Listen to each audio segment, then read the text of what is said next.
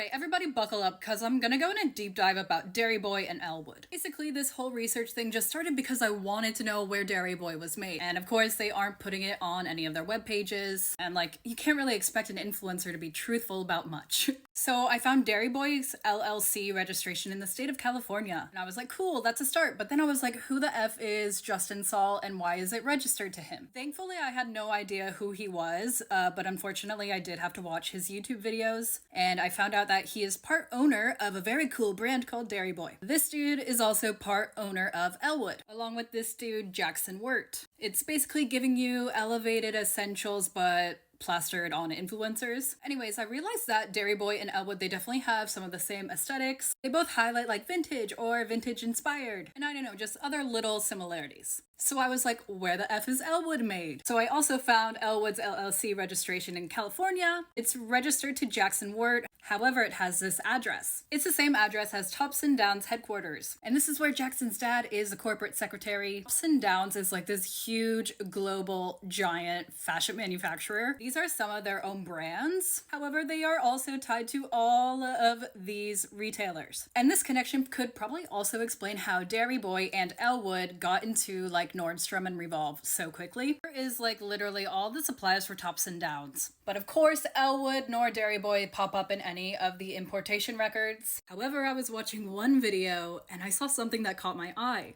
I was like, I have seen this logo before. And to me, it appears like these two logos up here. This is a logo for Jiangsu Guotai. And then later on, I saw the label for Guosheng. And if that is what it is, that's not that good. Because this company and its parent company have been affiliated with forced labor of the Uyghur people. And whoa, surprise, in here it says that Walmart was accused of doing business with them too. And guess who also works with Walmart? And I continue watching videos because I'm like, they're probably gonna let something else slip. And they're talking on the phone about a supplier called Tonewawa. And again, I'm like, I know this name. And from the import records I could find, Topson Downs was also working with Tonewawa.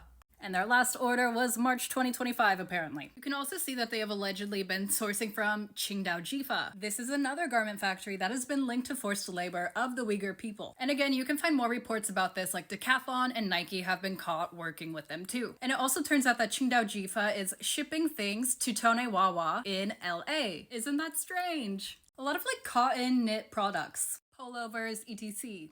And you know who sells like a lot of like cotton products? Interesting. Anyways, I can't like obviously tie them to these, but since I can't find any of their import records, they are either flying them overseas or they're going through Topson Downs. And an obscure supply chain is really great for sketchy brands. Wow, wasn't that just so fun?